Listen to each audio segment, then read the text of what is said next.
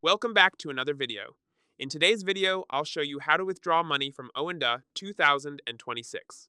First, open your browser and log in to your OANDA account.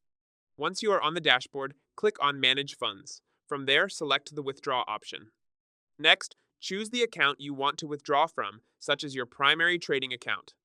After that, select your withdrawal method, which may include debit or credit card, bank transfer, or other options depending on your location. Then click Continue.